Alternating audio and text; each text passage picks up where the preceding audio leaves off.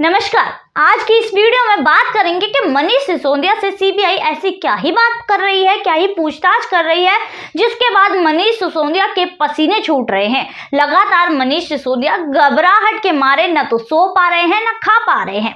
वहीं दूसरी तरफ बात करेंगे आम आदमी पार्टी की कि आम आदमी पार्टी में इन दिनों क्या चल रहा है, जबकि केजरीवाल के दोनों हाथ कट चुके हैं। पहले उल्टा हाथ कटा और अब तो सीधा हाथ भी कट चुका है। तो अब आम आदमी पार्टी में क्या चल रहा है। वहीं दूसरी तरफ थोड़ी सी बात तो कांग्रेस की भी करेंगे। तो मनीष सिसोदिया जिसकी गिरफ्तारी हो गई है, घंटों मनीष सिसोदिया से पूछताछ की जा रही है। लगातार घंटों घंटों पूछताछ की जा रही है, वो भी सीसीटीवी कैमरे वाले कमरे में, क्योंकि इन लोगों को आशंका थी कि कहीं मनीष सिसोदिया को पीटा ना जाए, घुटने मनीष सिसोदिया के ना तोड़ दिए जाएं।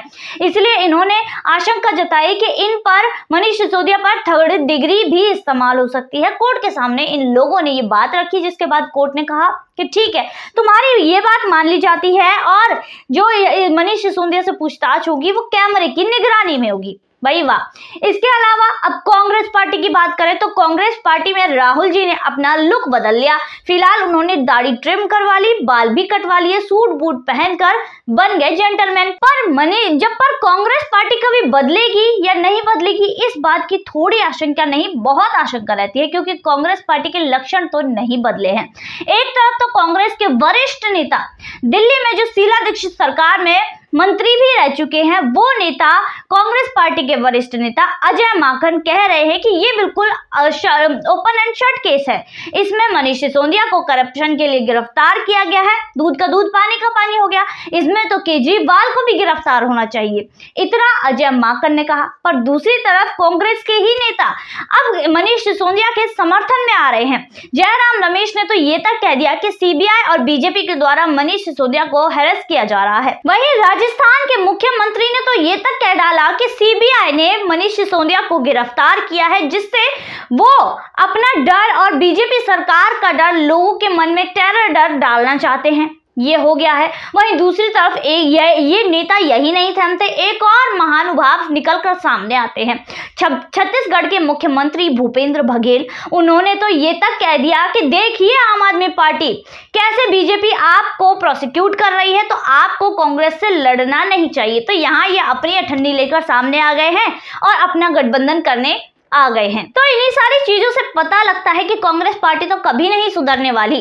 अब बात करें आम आदमी पार्टी की, तो आम आदमी पार्टी में अतिशी और सौरभ भारद्वाज भी शामिल होने वाले हैं। जी हाँ, लगातार ये खबरें आ रही हैं, सूत्रों से भी पता चल रहा है कि 9 महीने बाद जो सत्येंद्र जैन 9 महीने से जेल में है, इतने दिनों से उन्होंने इस्तीफा नहीं दिया था और मनीष सिसोदिया की गिरफ्तारी होते ही उन्होंने इस्तीफा दे दिया। सत्येंद्र जैन ने 27 तारीख की डेट इस्तीफे पर डाली हुई थी, वो 27 तारीख को ही उन्होंने लिख लिया था और दिया था आज। वहीं दूसरी तरफ लगातार ये खबरें आ रही है, मनीष सिसोदिया ने भी वैसे दे ही दिया है इस्तीफा।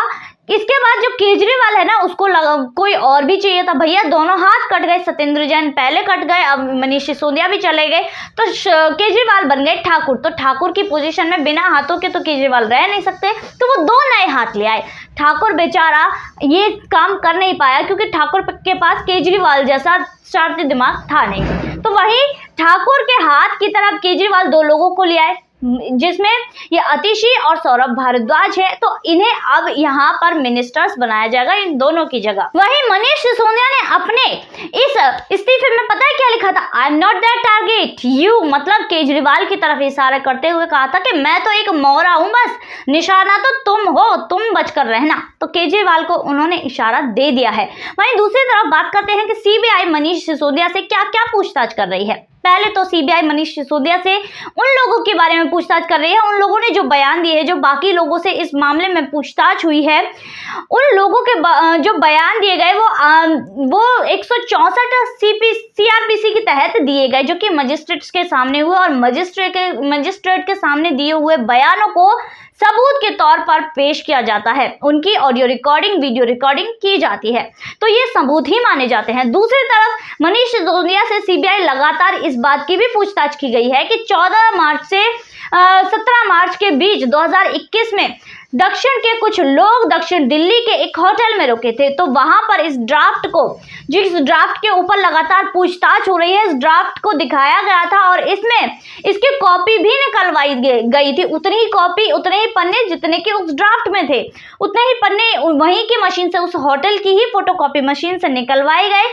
जिसके बाद दक्षिण भारत के जो लोग इसमें शामिल थे, उन्होंने कुछ सुझाव भी दिया और नई लिकर पॉलिसी में उन सुझावों को शामिल किया गया। इसके अलावा कुछ चैट्स भी मिली थी जिन पर भी मनीष सिसोदिया से पूछताछ हो गई है। सीबीआई की पूछताछ लगातार जारी है और सूत्र ये बता रहे हैं कि जैसे ये साउथ लॉबी के लोगों के साथ डील हुई, उसके बाद इन साउथ लॉबी के लोगों से ही 100 करोड़ का किकबैक समीर महेंद्रू को दिया गया और समीर महेंद्रू के द्वारा ये विजय नायर को दिया गया। जिसके बाद विजय नायर ने इसे इलेक्शन कमीशन को भेज दिया और इलेक्शन लड़े गए। तो यहाँ पर साफ तौर पर जाहिर है कि किस तरह इन लोगों ने स्ट्रेटेजी के तहत ये पूरा घोटाला किया, किस तरह इस पैसे का इस्तेमाल किया। लगातार जो चीज इन्हें फायदा पहुंचा सकती है, चाहे वो भ्रष्ट क्यों ना हो, उस सुझाव को इन्होंने अपने इस ड्राफ्ट में शामिल किया, लिकर पॉलिसी में शामिल किया।